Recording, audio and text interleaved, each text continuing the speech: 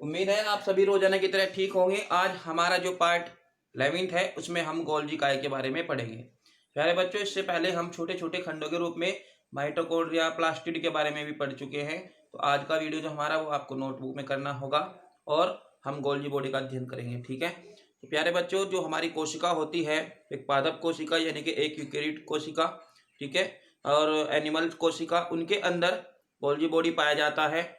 सबसे पहले मैं आपको बता दूं, जो महत्वपूर्ण क्वेश्चन उठता है कि कोशिका में पुलिस ट्रैफिक का कार्य कौन करता है, ये एग्जाम में क्वेश्चन पूछा जाता है आपका। एक बार और सुन लीजिए, कोशिका में पुलिस ट्रैफिक का कार्य कौन करता है, यानी कि जो काम पुलिस ट्रैफिक करती है रोड पर, आपने देखा होगा, एक हाथ इधर एक हाथ उधर, है ना, बार बार इधर से रोकती है उधर से, तो ऐसा ही कुछ कार्य कोशिका में गोल्जी बॉडी का होता है। ठीक है प्यारे बच्चों, सबसे पहले अगर हम इसकी खोज की बात करें तो सबसे पहले इसको जॉर्ज ने, ठीक है, जॉर्ज नामक साइंटिस्ट ने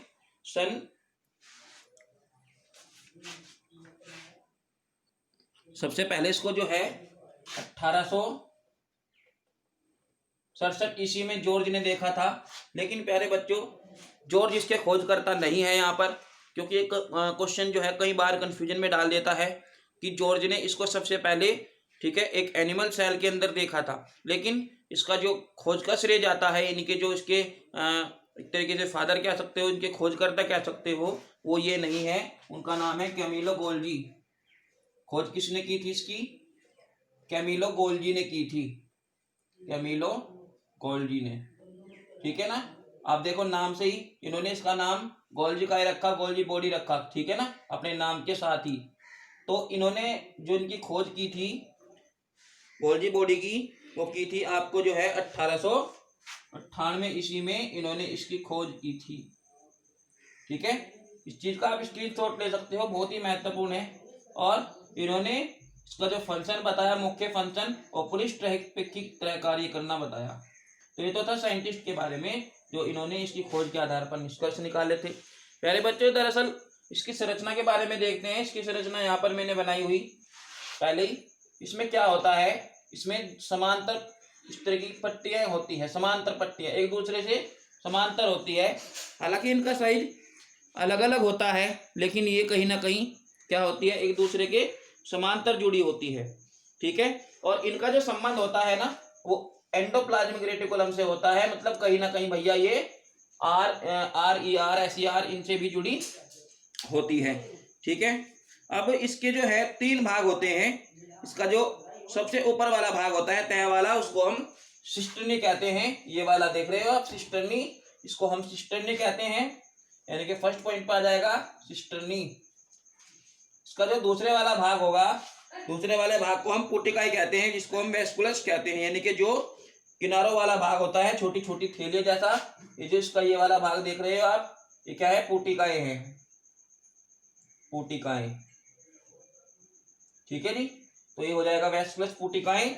और इसके बाद बात करेंगे इसका जो खाली स्पेस वाला भाग आप देख रहे हो, खाली स्पेस, खाली जगह वाला भाग, इसको हम कहते हैं रिक्तिकाएं। यानी कि इनके मुख्यतः 3 भाग होते हैं, सिस्टर्नी, पुटिकाएं और रिक्तिकाएं।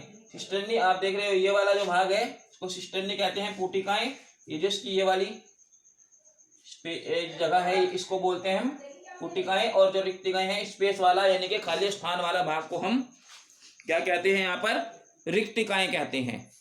ठीक है बच्चों, तो ये थी इसकी संरचना। अगर हम इसकी माप की बात करें ना, तो इसकी माप, इसकी जो थैली होती है लगभग 60 से 70 एंगस्ट्रॉम, यानी कि इसकी जो माप होगी 60 से 70 एंगस्ट्रॉम के एवरेज में होती है, इसके लगभग होती है। ठीक है ना, आप केवल इसकी माप के बारे में इतना याद रख सकते हो कि 60 से 70 एंगस्ट्रॉम के बीच में इसकी माप होती है। ठीक है प्यारे बच्चों, हालांकि जैसे कि पहले ही मैंने तुम्हें कोशिकाओं के बारे में बताया था कि ज्यादातर कोशिकाओं का फंक्शन जो होता है प्रोटीन सिंथेसिस करना होता ही है, ये आम है। तो ऐसे ही यहाँ पर भी होगा, इनका कार्य भी एक तरीके से प्रोटीन का संश्लेषण करना होता है, हालांकि इनका ये मुख्य कार्य नहीं होता।